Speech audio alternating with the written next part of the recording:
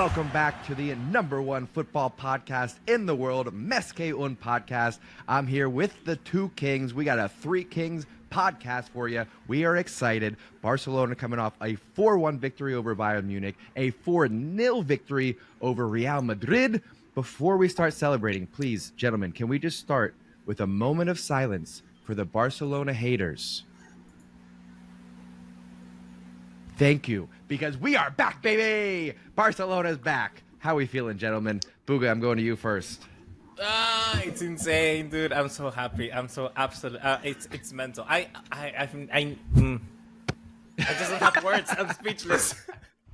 I cannot tell you guys. I have word. I want to wear 24 hours with this shirt.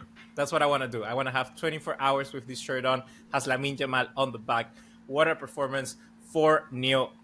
It's far better. It could have been so much more as well. But I'm just so happy. Could have been 6. I'm just happy the way that that this victory happened. Like, we're gonna get into the game later on, but it's like it represented perfectly what Barcelona are nowadays, and the risk taking, the players there, people laughing at our midfield, saying it's Casado, Pedri, and Fermín López. How can that beat a midfield of Jude Bellingham, Camavinga, Tchouaméni, and Valverde? But hell, they beat you guys, and my goodness, for me, also Iñaki Peña, what a comeback. I don't know if it's a comeback, but he stood up, dude. He stood up. He gave us reasons. He gave reasons to continue being a starter and to keep Chesney on the bench. Really, what a performance. I just wanted to sit back, applaud, and my goodness, we are back. This is the stamp that we needed, guys. This is what we needed to do for the rest of Europe to take us seriously. We needed to beat Bayern Munich. We beat them 4-1, and then we went to Real Madrid. And okay, these are our rivals. Okay, it's other stadium. It's a bigger challenge. It's a bigger team. It's a stronger set of opponents. And guess what? We beat them as well, papi. Let's go, Town, baby. Took them right to Pound Town. I love it. Pablo, how you feeling? Pablo has to be. Yeah, I think everyone. Pablo comes in as the diplomat. Go ahead, rein us in, Pablo.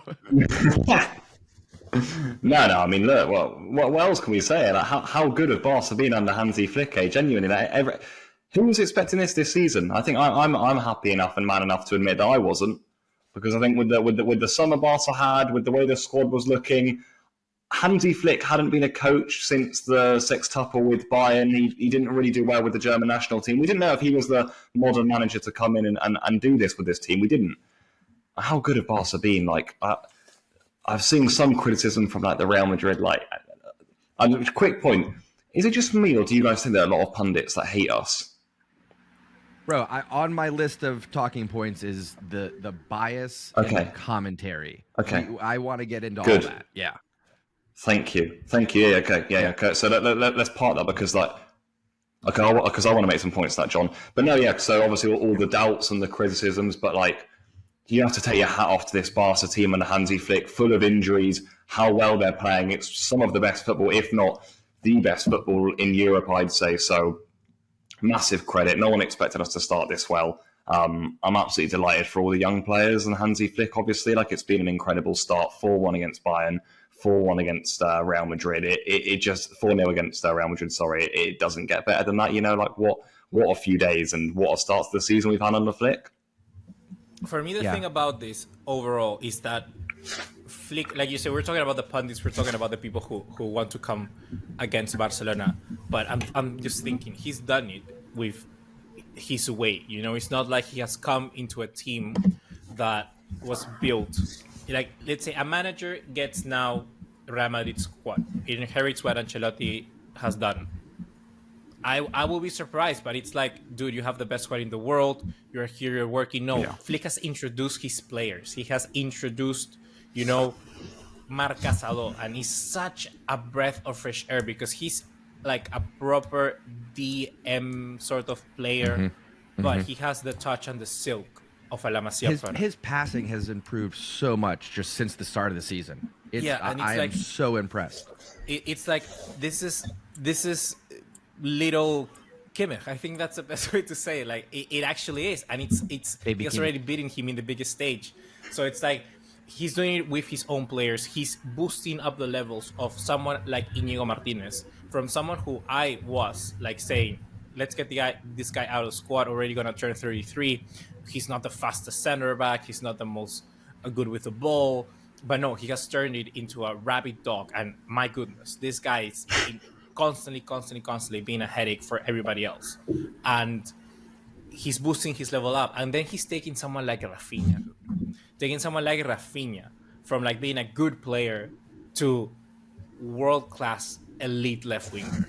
And we're talking about that just incredible. When I look and think about left wingers in the world, you could say Vinicius, you could say Mbappe, and guess what? Who's third? Mr. Rafinha. So it's like he's or even more. Johnny's like looking at my face like maybe it's because you know what? I feel like I should get an apology from everyone in the comments who gave me shtick for taking Rafinha over Vinny Jr. Okay? If you look at this week, Vinny Jr. hat trick in the Champions League. Rafinha says, you know what? Hold my beer. Watch me do it against Bayern Munich. And then he shows up at the Bernabeu and gets another one. 84th minute, up 3-0, and Rafinha is still doing a lung-busting run to get a fourth goal for Barcelona. He's world class. He is my starting left winger. I haven't seen how... I didn't realize how fast he is. Like, you see how he beat Lucas Vazquez. He was like proper... He beat Lucas Vazquez and then gets in front, controls with the chest, the head, continues the run, and then chips it. But you can see that it's not only like a chip, because if he chips it like to the middle of the goal, Lunin's gonna get there. He chips it like to the far post in such an angle that anything more would have been off target. And he chips it that way. And then it's so slow but so perfect, so that someone like Lucas Vazquez then cannot get to recover it out of the net. You know, it's insane the quality of this guy, and I think that he only needed the confidence, the morale boost, the motivation. And you know what? Yesterday, I hopefully I don't jinx it, but yesterday I went to sleep and I was like, can we actually start dreaming? You know, can we actually start dreaming that this could be a season with trophies and stuff like that? And I was like. Okay. This is just fun, you know, like a fun moment. And I'm going to sleep, and I'm like thinking, here he goes. Who would lift a UCL trophy? Like, who would lift a Champions League trophy? And I'm like, Ter Stegen is probably not gonna come back until a final. Like, he wouldn't be ready to play, so he wouldn't lift it. And then I'm thinking, like, Frankie would really lift it because he's the next after that. It could be Araujo maybe. And I'm like. When I close my eyes, there's only one guy for me that makes sense. I think the club would let Rafinha lift it, perhaps, but we'll talk about that. One of the questions that I did have on here, and Pablo, let's go over to you. Yeah. What's stopping Barcelona from winning Champions League this season?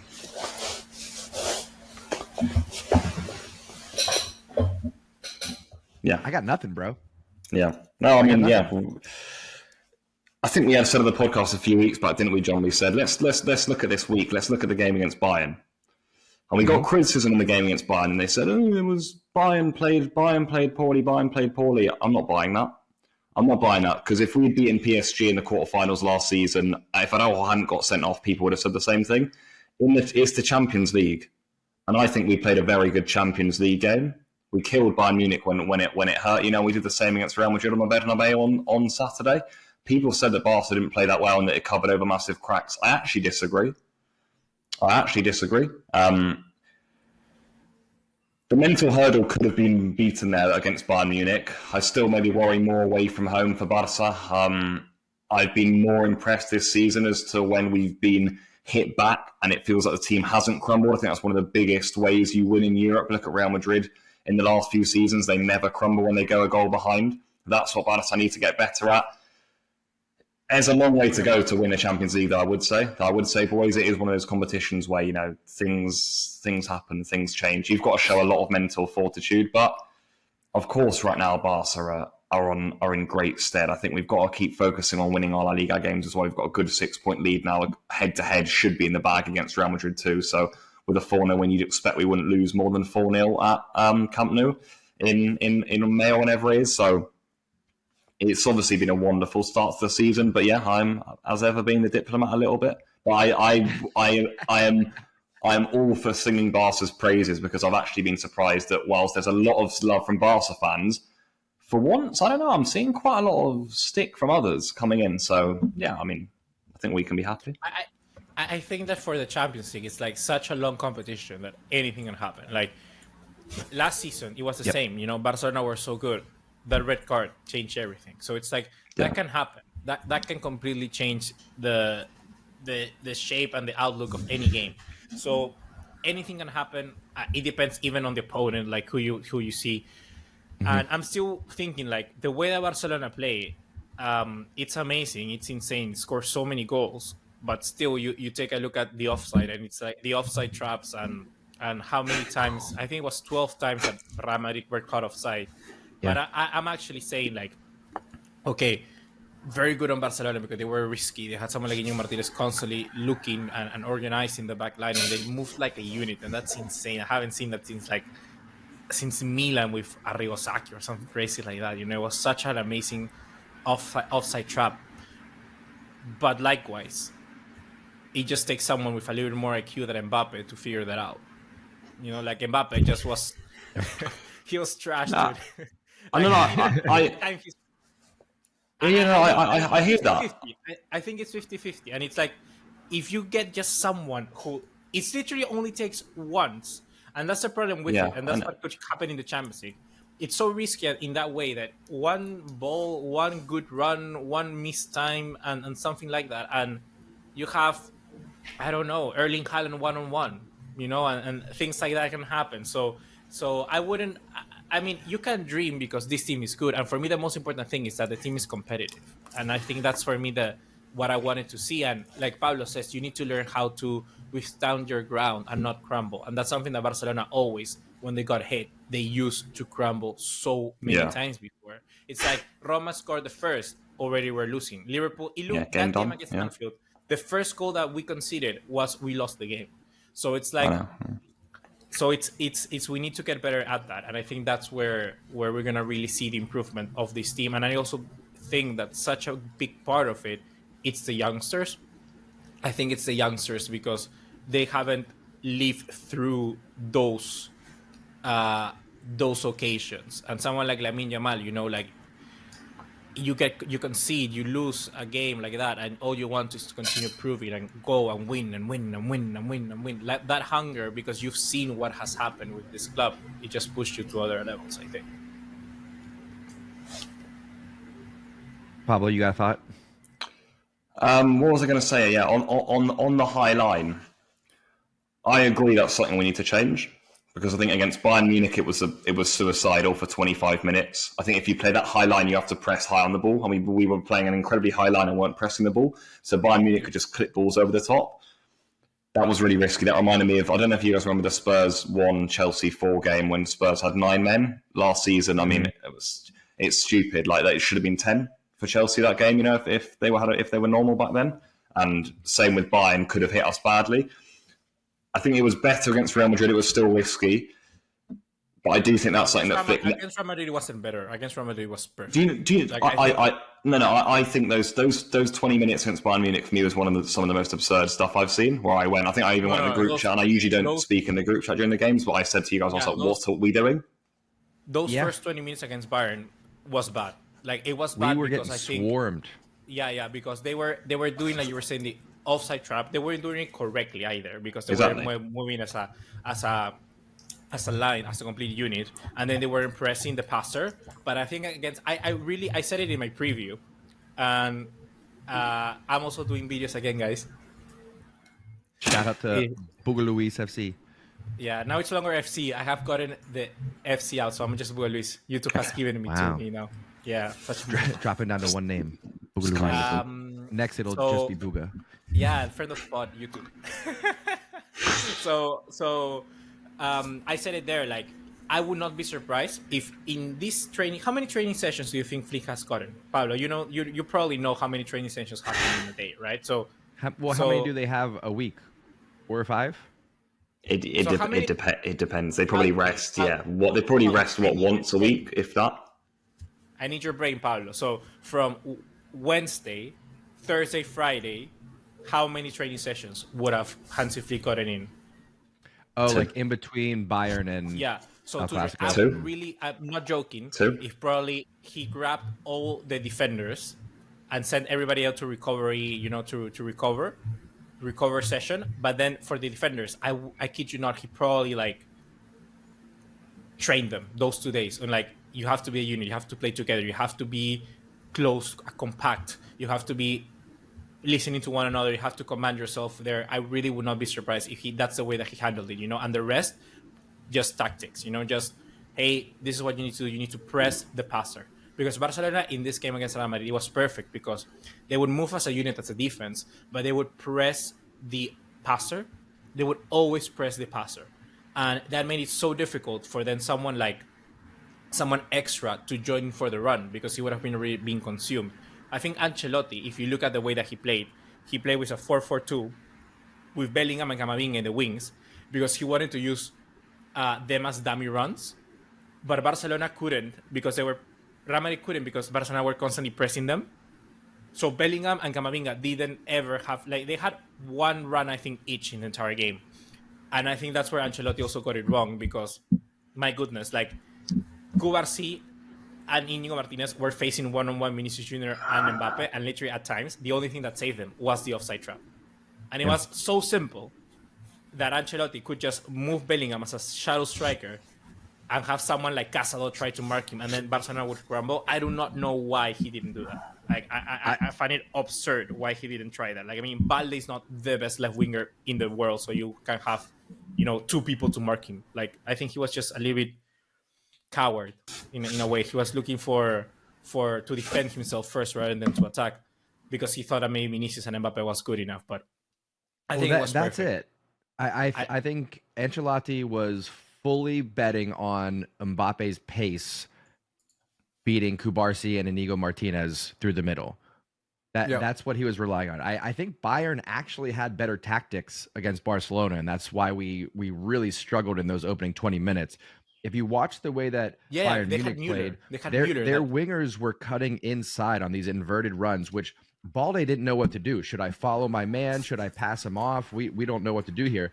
So he made our back four incredibly narrow and just out of sorts, and then you get the overlapping runs from the outside, the crosses in, which is perfect for Bayern with Harry Kane through the middle. So credit to Kompany. I think Kompany actually had Barcelona figured out in those opening 20 minutes up until Hansi Flick said, "Hey boys, shake it off. We got this. Let me adjust here. Let me adjust there," and we were good to go. For me, Ancelotti got the tactics wrong. He believed in Mbappe too much. Bro, but the problem is that, sorry, Paulo, I just gotta say, the problem is that,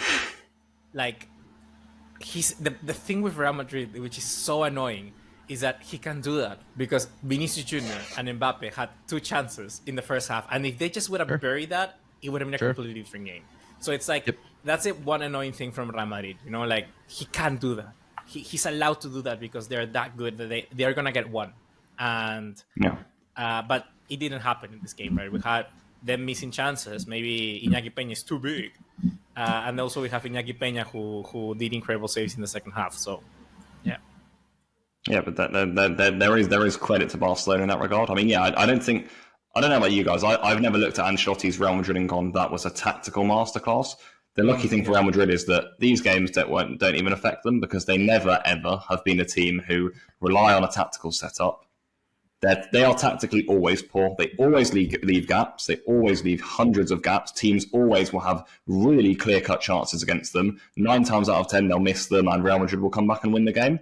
And that's how they've won La Liga and Champions League almost, all of the last few years, and they'll continue to do that, I believe. I don't know if they'll win it both this year, but the good thing for Real Madrid fans is they can always pretty much be calm on watching their football team because they know what the score is, really.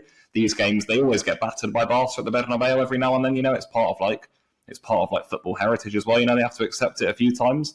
But it's one of those. If we had played like Real Madrid yesterday at the Camp Nou and they'd beaten us 4-0, we would have to do a big inside look in and go, right, what do we have to switch and shift around here? They'll just keep doing what they're doing, and there's a good chance they'll win the Champions League doing it this year. So they can relax easy, I suppose, the Real Madrid fans.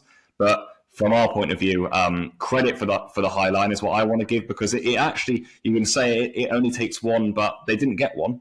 Yep. So I know people were hammering it, but like Mbappe was visibly frustrated last night because he couldn't. It is a skill to time it, because obviously you want to run and say play me in, but there's not much room to manoeuvre because the defence is so high and Mbappe couldn't execute it. Vinicius, I think, was a little bit off on finishing too. He had the best chance, the one that was on the side when he cut back onto his right foot on the 20th minute. Should have been 1-0 Real, I agree. I think Mbappe had a few as well, but they were actually offside, so they wouldn't have counted anyway. But Real Madrid obviously missed chances, but I give credit a little bit for the Barca high line in terms of frustrating teams and keeping them out, although I admit that I would change it in the future. Yeah. So that is... Sorry, go, John. Let me jump in, because I think that's a good pivot towards talking about the bias in the commentary, because that's where, for me, it stood out the most. There was plenty of it in the Bayern Munich match, but the first half in particular, the refusal to give credit to Barcelona for the offside trap, it was nothing but blaming Mbappe. Why is Mbappe running offside? He's staring right down the line. How come he can't keep himself onside? What's going on with Mbappe? It's not an accident that Barcelona have more than double the number of offside called in their favor than any other club in the top 5 leagues in Europe. That's not an accident. We didn't just wake up yesterday morning and start doing that. And yet, for 60 minutes plus, there was not a positive word about it. It was nothing but negativity towards Real Madrid. It's like, what do we have to do to get credit for the performance? It's not that Mbappe's doing something wrong. It's that Barcelona are doing it right. Yeah, I think that's where people are just a little bit negligent because they don't do the research. Like, if you actually see that, for me, Casado, honestly, the reason why Casado won't ever lose his starting position unless something happens is because he starts. He's such a good starter of the press, particularly because in that area of the field, he has the mobility and tenacity to just look for the passer. And it's two things. It's one, being smart with the defenders. I already said it, to keep the offside trap. And the other one is that you need to press the passer, because that 1 second, that 2 seconds that it takes you to control, to pass the ball, that's where the offside happens. So it's I think it's such a good combination of everybody involved in the field, and I just don't think that people realize that. I don't think people realize that.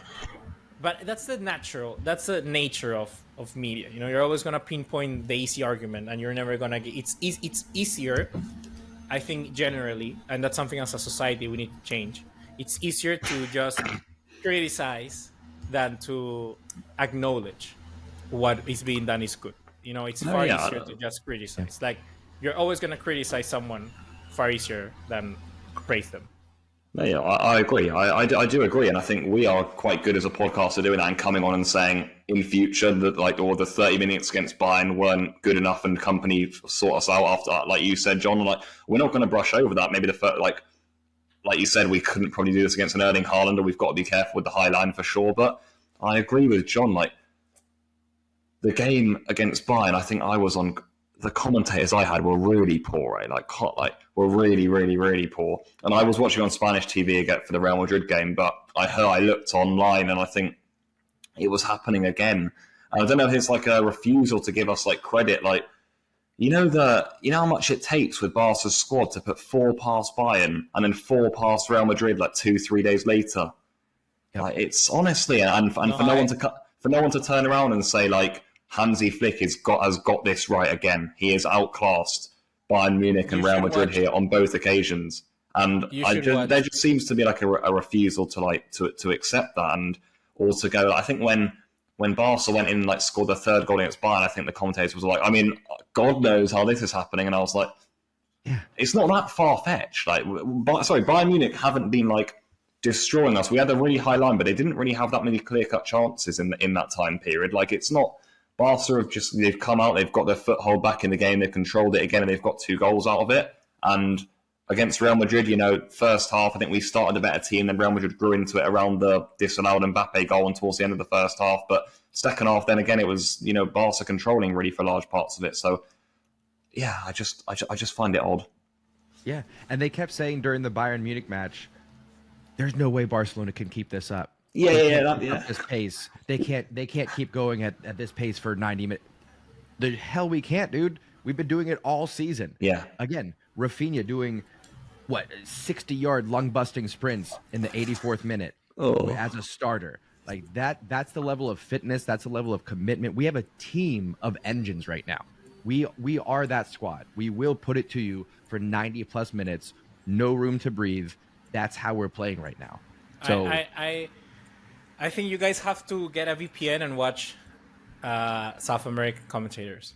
Yeah. I really do think that, because honestly, like here, I do not understand what you're saying. Like I have not lived it. Like here they are like what a destruction from Barcelona. What a dance. They have taken Real Madrid out to the park, really. And they go like for that. And there's like another guy saying, like, there's one commentator called Juan Pablo Babsky, shout out to him. He says, friend of the pod, he says like he knows, he really knows football, and he was like, this is all Flick, and he goes inside and talk. That's the sort of and they also, you know what, I like when they are not afraid to criticize Real Madrid. Like that's the thing as well. They go criticize Real Madrid. They go like, hey, Vinicius Jr., he can knock into this game, he's gonna get sent off, and then he goes then like talking like, oh, he has not appeared at all, Mbappe has not been working his like I think they do a great balance here. So I would really encourage you guys to maybe watch here. And I don't know why it is, but I think that generally they are far more entertaining here and also more insightful, because they give credit to both teams. Like we're looking, I remember the game against against Osasuna, and they would praise Osasuna as well. You know, they know it's this sort of. Yeah, I think that works wonders. And I think that's something that is a big problem, John. I think we had the same. Because I was on stream, I think we have the same issue. We're the same commentators for the Bayern game, because I remember that phrase that they kept saying, and I know the names, and I'm not going to say them, but it's because not friends of the pod, not friends of the pod at all.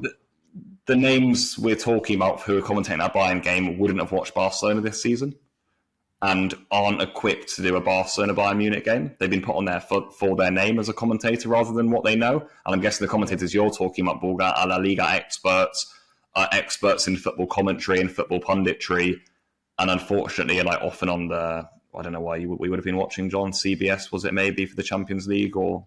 Mm-hmm.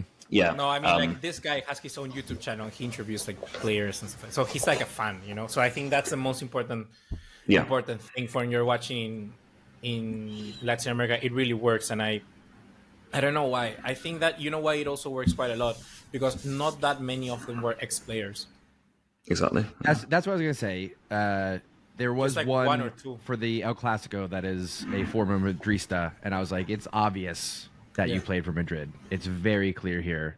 There's like it's spewing out of your mouth. I think at halftime somebody told him like, "Hey, could you maybe just give Barcelona a little bit of credit? Could you say something positive about them, maybe?" Because there was a little shift in the second half, but the entire first half was just dumping on Madrid. Really, were you on? It felt very personal. Were you on ESPN, John? Or?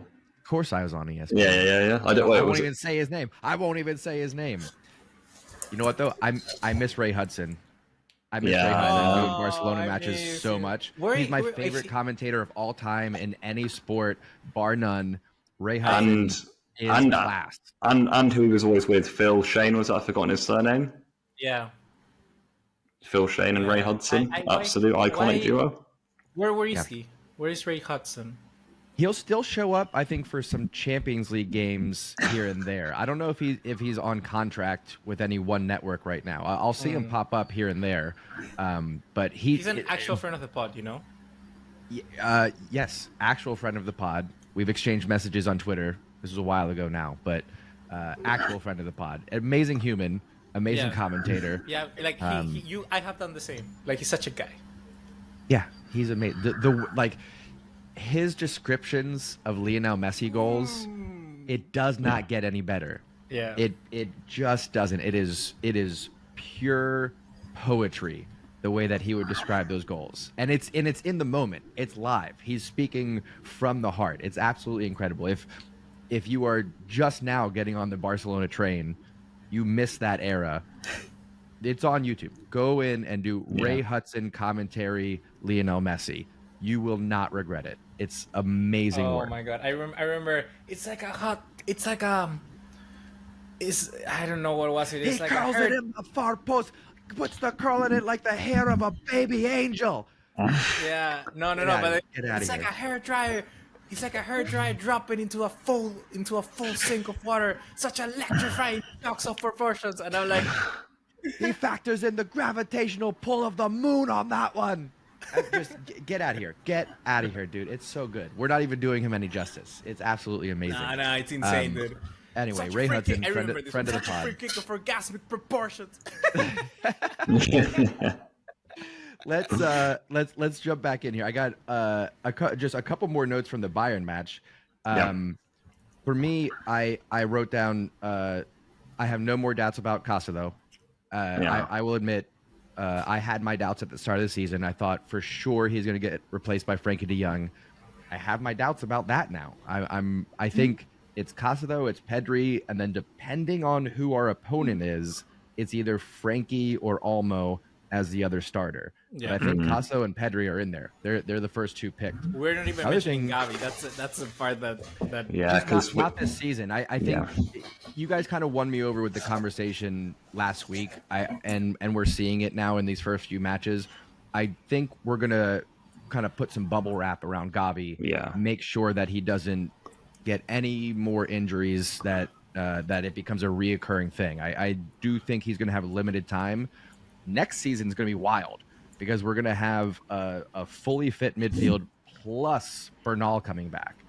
We're going to have 7 midfielders that can cook. And that's, for me, one too many. So I'll be very interested to see what happens there.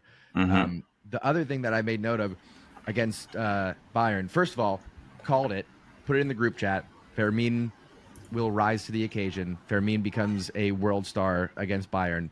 2 assists, one for Casado, one for Lamine, excuse me. Fermin, Casado, Lamine with the assists against Bayern. None of those kids are old enough to buy a beer in the States, and they cooked Bayern Munich. I'm loving this. We are seeing the best of La Masia. We are seeing the fact that Lamine in El Clasico hits him with the Calma in the Bernabeu, dude. Are you kidding me right now? Yeah. These kids, they know their history. They have swagger. They have aura. I am fully in love with this version of Barcelona. Yeah. Everyone's loving it. Everyone's loving it. Yeah, there's a conundrum in midfield. I think credit to Flick for the halftime change. Big credit to Frankie de Jong, who's had a lot of criticism over the last 6-7 months. So hats off to him. I do think he changed the game in midfield. And I mean, he's got a headache with Olmo because I think Olmo is one of our best players, actually. Like the level when Olmo gets the ball, I don't know. He just, to me, seems a bit of a level above everyone. Him in that number 10 role, I think he's one of the first names on the team sheet, which makes it hard. But he is a proper quality player. Like, you just think something's going to happen when Olmo gets the ball. You know, the way he reads the game. I think he's getting better every week, honestly. I think we've bought him at the perfect time in his career off of that European Championships. I actually really, really do. I think he's going to go from strength to strength and become one of the top players in Europe. So credit to Flick for that halftime change. Did change the game. Casado has certainly earned his spot. He's got difficult decisions to make now, Flick. And I think if, we've got games to make those changes, Espanyol at home, I think he can afford to say maybe Frankie starts this one. Casado comes out, and then against Red Star Belgrade, you can also mix up a bit. I think Bayern and Classico, obviously, Gala 11 or who you think is best, but the others he can, mix and match a little bit and find the best formula. Yeah, I think people who scrutinize Frankie, like, let's be honest, that substitution changed the game. Yeah. Frankie de Jong came in, grabbed the ball, and from Barcelona not being able to have 5 passes consecutively, we hold the ball. We hold the ball, hold the Real Madrid off. We defended with it. There was a moment we had a double pivot of Pedri and Frankie de Jong. Like, like the only thing you have to do there is protect yourself with the ball. And Frankie de Jong was so good at progressing, so good at circulating. So the thing about Frankie is he's press proven. He's gonna be able to bypass someone like a Tchouaméni or Camavinga trying to get the ball out of him. the way he triangulated for the ball against Balde, for the goal of Lewandowski, the second one, the ball to Balde, just a simple notch, but such a ball into Balde on the left-hand side. Frank, it's insane, and I think that we have forgotten because he hasn't played that much in such a long time. He didn't even play the Euros, so we don't remember that as well. And I think that he's going to elevate this midfield as well. And we just have, like Pablo and you, John, have been saying, I think it's going to be mix and match depending on the opponent. Like, I think so far Casado is the guy. Pedri will play, and maybe he will rest sometimes for a Gavi. I think that so far what he's doing with Gavi and Pedri is good, you know, have one coming for the other. Because normally at the last stages of the game, it's not like Gavi is not good on the ball, but he has a little more energy and grounding him. Pedri's just gone up a level with his ball control and his decision making. It's not like Gavi's gotten worse. It's just Pedri is elevated to a new level, I think. Pedri, 100%, is the most talented midfielder in the world. Like, I have no problem in saying that. I think he's the most talented midfielder in the world. Like more talented than a 39-year-old Modric, yeah. So it's like when you take a look at other like players out there, I think he really is. And if injuries just keep him fit and respect him, he's going to be the best midfielder in the world. Like, he already is at an outstanding level. And like I was saying, I was just saying, like, Frankie de Jong for me changed the game, and we have to give kudos to him because so many people are not even going to mention that. But that is so crucial. And if I'm allowed to say one more point more, I think what I really like about this team is Flick uses the entire squad, and he knows it's been quite a while where I see this as a team and a unit where it's like he plans the game. This is the way I'm making my point now. I think that for the full 90 minutes, he plans his game. It's not like, oh, I'm going to do this in the first half and then he's going to change his strategy from there. No, it's like he plans the full 90 minutes. He has a whole way of shaping up a game. I just want to say, in Spanish, es director de campo. Pablo, I don't know if you can help me with it. I don't know what would be like. He's like a marshal on the field, you know. Director of the pitch. Yeah, he like plans out what's going to happen, and he has a strategy, a tactic for everything. He uses his pieces. I'm going to put Fermin here so that he can cover up the ground, helping this part, which I know these very first few minutes are going to be difficult. Then I'm going to take him out. I'm going to put Frankie de Jong in. And I think that's always important to have that in mind. And the most important thing that he can do now is make every player think or feel important. Because you have overall 23 players, or even, I don't know how many we have, but it's like, if you're not playing Casado, then this guy's going to come in. If you're not playing Rafinha, then Ferran Torres is going to come in. And Ansu Fati and that. And I'm thinking every person, like, keeping themselves important and knowing that they can have an impact no matter how many minutes they get into the game. I think that's the way to manage a team. And I think that is something he did very good with Bayern when he was there. So he's translating this to Barcelona. And I think the answer is simple as to why it didn't work then in the German national team. He just didn't have enough time to do that. Yeah. It's like what we've said before. Like, Flick knows how to get the most out of his players. Flick is like a chef in the kitchen, right? He knows his ingredients. He's not going to grab the salt shaker and expect it to be sugar. You know what I'm saying? He knows exactly what each ingredient is meant for. He knows exactly how to balance it out to get that final result where it's just so delicious. It just tastes no good. Fucking oh, I've missed this shit long. I'm loving it. I'm absolutely loving Flick ball. Let me I want to hit you guys. I don't know if you guys saw the quote from Thierry Henry.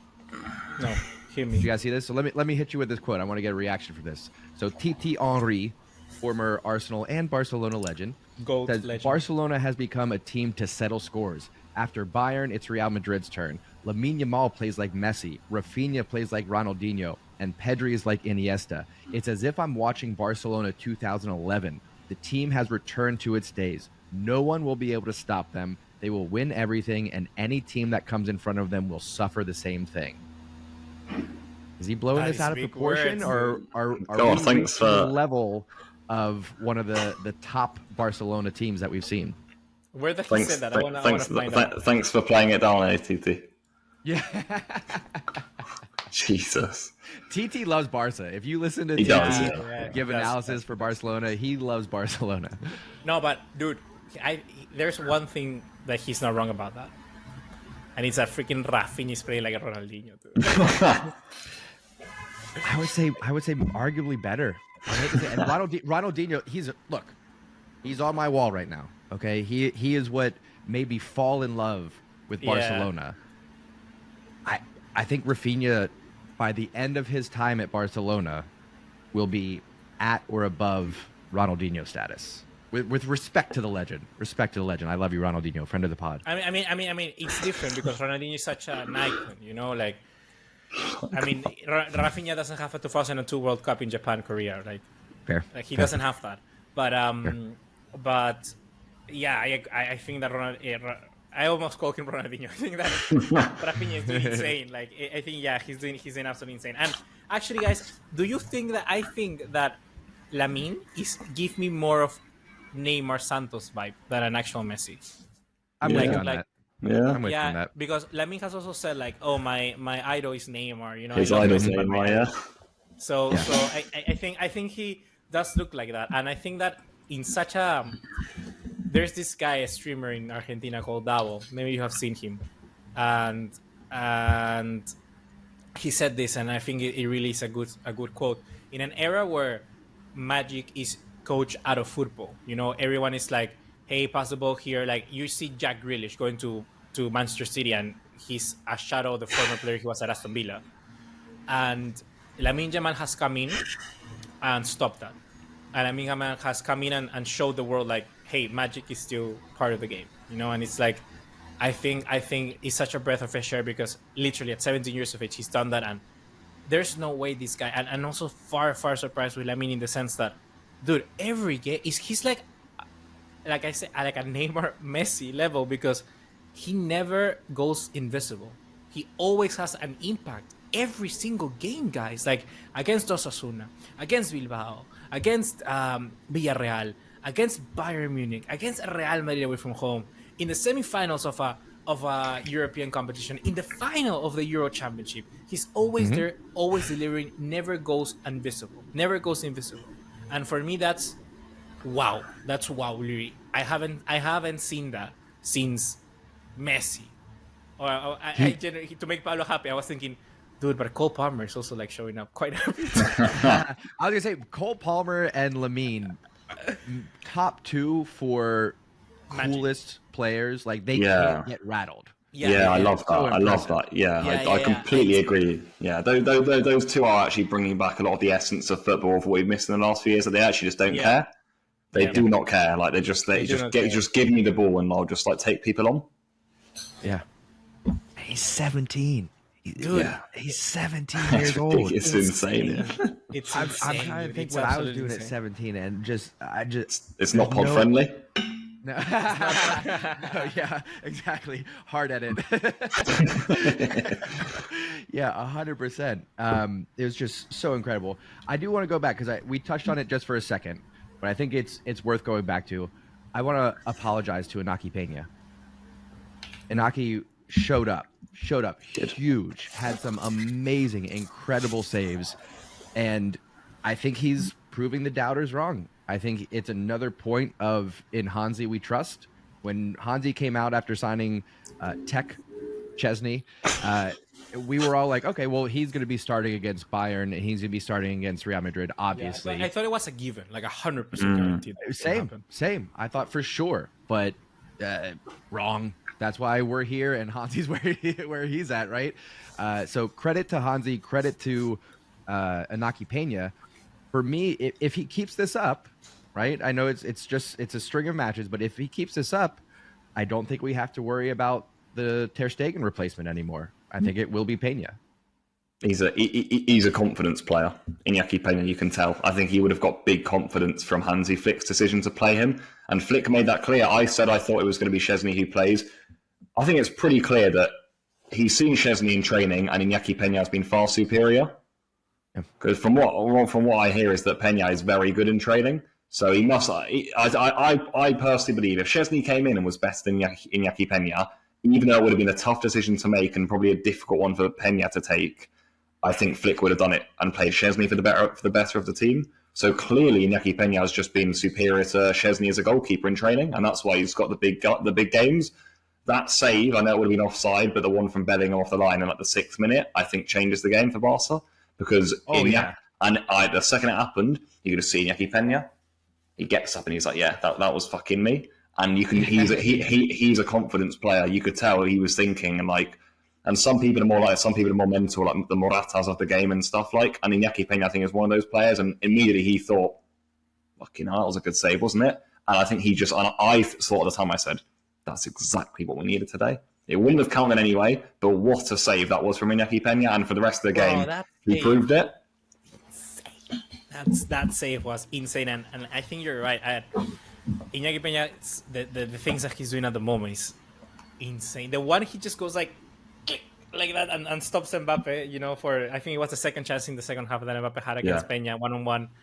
Amazing stuff. And there has to be. I always said I think there has to be. I mean, I've been very critical of Peña, and I think he's. Yeah. Still, I'm not 100%. I'm still thinking it. Like he's got to just keep this up.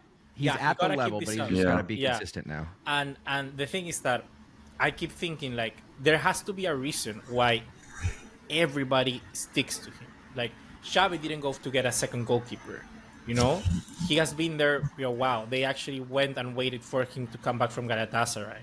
There's a reason why Lamine Yamal mentions him is the best. Goal. He did a top 5 of the best players he has played with, and he put Iñaki Peña goalkeeper.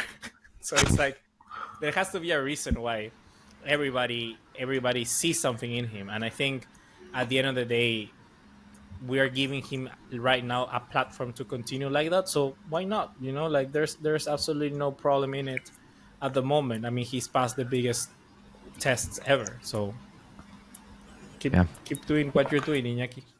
What about Bellingham being one of the best midfielders in the world? I need to update my combined 11. I'll say that he's out for me. That was I was wrong. Boo Boo was right. I'll take that one on the chin. Bellingham, dude, he has not been good since half of the last season last year. Yeah. 0 goals this year. And I from his position, you can't just judge it on goals. But where was he? For 90+ minutes, where was Bellingham? He looks. I think the thing with him is that I believe similar. Paulo can advocate for this. I think similar to Reece James, which is such a weird comparison. He becomes stiffer when he didn't need to. He has trained physically, and I think that you're losing that silk that Bellingham used to have at Dortmund or now here, and I think that's the way. Also, he's playing a little bit deeper. That's 100% what's going to happen. I think the power and physicality helps you when you're running as that shadow striker, running into the box in games.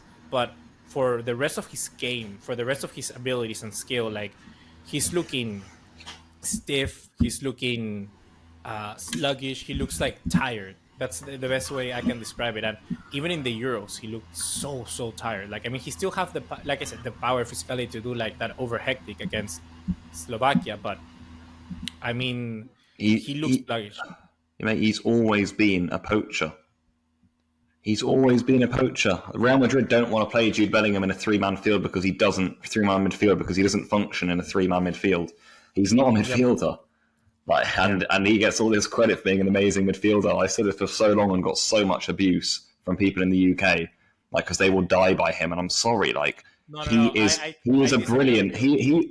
Come on, he's a penalty box predator. He's a penalty box predator, and he's a very good one. He's a very good one at that. He's a very good one. If you put him in midfield, what's going to happen is what's happening with Real Madrid now. They don't want him in midfield. Go watch the game between Dortmund and Man City where Dortmund got eliminated. And Haaland, I think, was playing for Dortmund. Bellingham as well. That game, Bellingham was out of this world as a midfielder. Because I think he has it in him to be that midfielder. The problem you're saying is that right now in that Real Madrid, he could have changed very well. But that's what I'm saying. I think he changed for the worse, if you know what I'm trying to say. If you look at last year, the goals that he was scoring for Madrid, and I think we even discussed it at the time, to Paulo's point, they're poacher goals. It's not like he was beating people through the midfield. No, he was not doing that. No. Yeah. And what about the other guy? I'll tell you who is a good midfielder. You can take a guess as to who scored within 3 minutes for Chelsea. Cole Palmer? Are you kidding Cole me right Palmer now? again? Would be a shock, wouldn't it? Sorry. I have Wow. to check this. I have to check this. He's that good. He's that Pull it good. up. John, go on. Continue with your point. Well, I just wanted to bring up, because I haven't really heard, certainly not any of the biased commentators bringing it up, but we also kind of skipped over it.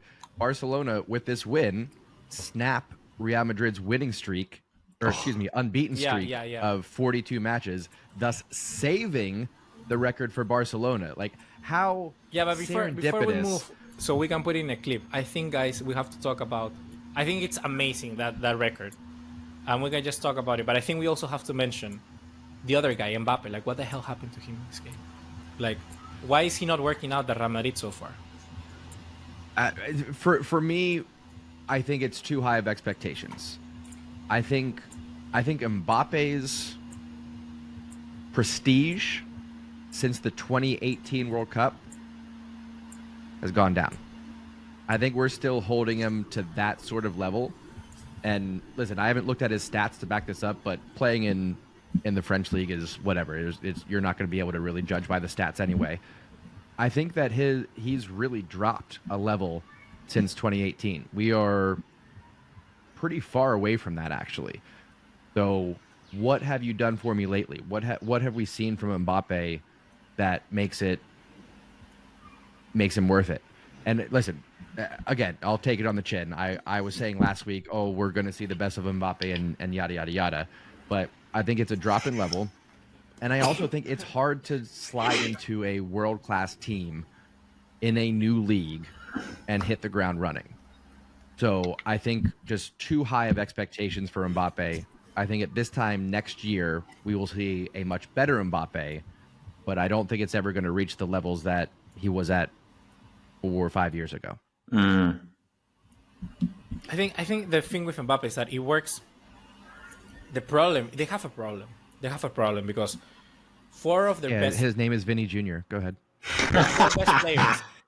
Their 4 best players want to play the same position. Like Rodrigo wants to be an inverted winger. Vinicius Jr. wants to be a proper winger, an inside forward. Mbappe wants to be an inside forward on the left, and even Bellingham drives better from the left. Like, they have a really, really big problem. I do agree. And we all said that at the start of the season, by the way, and I think a lot of people said that too, and it's proven to be right. yeah, like in FIFA, it's amazing, you know? Like, literally, I don't know, Joe, have you played the latest FIFA? Like, everybody, dude, why the hell? Play another team. Every single damn person plays Real Madrid. Like, what the hell? And I beat them. You know, I beat them. And it's like, why do you keep playing Real Madrid? You play Real Madrid versus Real Madrid. Oh my God, this is sorry, you have hit me with it. It's just so insane. Like, dude.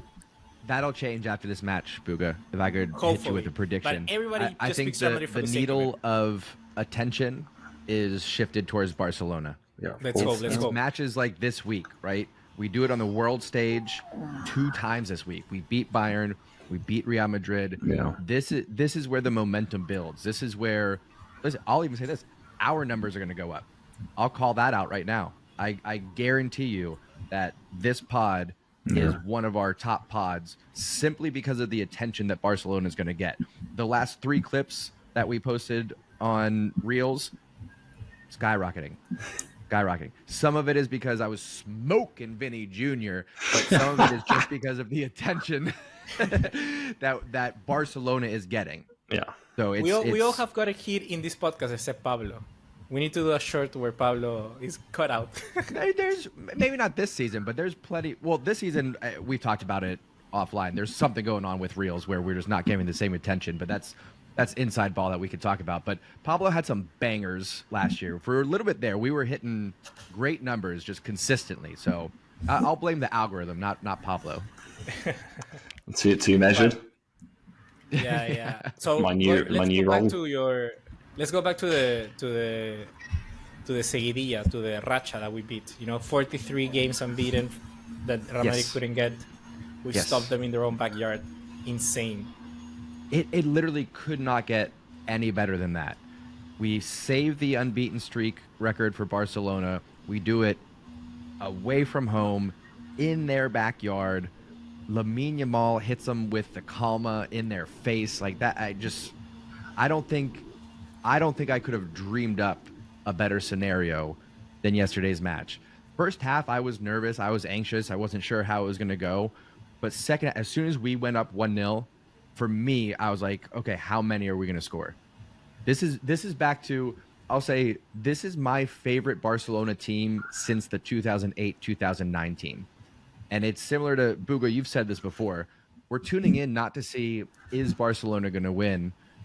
Or, what's going to happen in this match? We're tuning in to say, who's going to score? Who's going to get the third? Who's going to get the fourth? Who's going to get the fifth?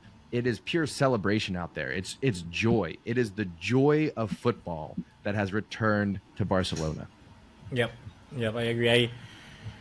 I think that thing about the goals is such a good good metric to see how much your team is playing good on the field. And Barcelona right now are at a whole different level at the moment. Really, we're lucky to see this. I don't know if it's my favorite team. I have to think about it. Maybe we can do that another video, do a ranking or something. There's a rank coming. I can smell it. Smell the ranking. Yeah. I love it. Boys, we have any other talking points? I know we didn't spend too much time on Bayern Munich. This was mostly El Clasico, but that for me, they go together. They go together. They do go together. But just real quick, we kind of talked about last week which match was more important. Now that we're done with them, now that we've gotten 2 wins, we beat Bayern, we beat Real Madrid. Which one stands out to you as the more important win? Oh, my finger. Oh, it's actually sort of Bayern, because if we don't beat Bayern, we don't beat Real, and if we needed to win in Europe against a Bayern, especially who've been battering us in Europe. Like I said, we beat Real Madrid 4-0 at the Bernabeu in the same season that they finished 15 points above us in the league. It was the season Xavi came in half season.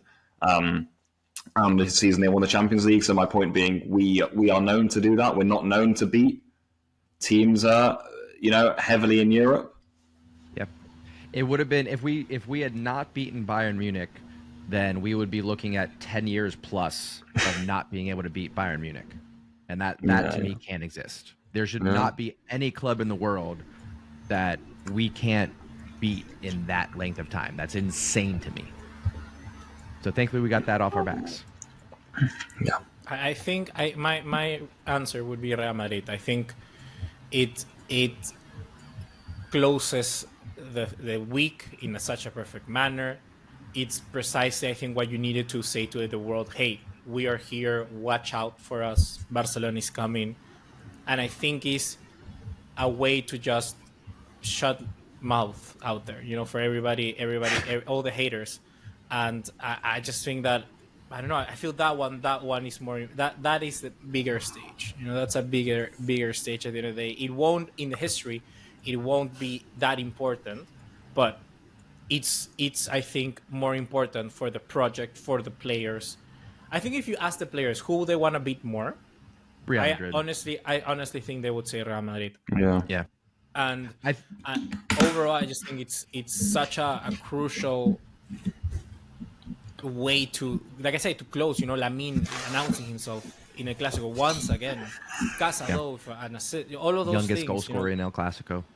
All of those things coming together for me is just such a good poetic way to wrap up such an incredible week. Yeah, absolutely amazing. All right. Speaking of wrapping up, put a bow on this one, boys. Barcelona have Espanyol coming up on November 3rd. They got Red Star in Champions League, so a little bit of an easier schedule, but we'll be here to discuss it all. I'm very excited for where Barcelona is going with this one. We'll be back with another pod next Monday. I hope you enjoyed this. Make sure you drop a like, leave your comments. Forgot to say that at the top of the show, but so much excitement going on. What are you going to do? Leave your comments. Let us know what you thought. Give us your thoughts. Give us your opinions. Ask your questions. We'd love to hear from you. Shout out to all of our listeners, and we will see you next week right here on Unbeaten Podcast.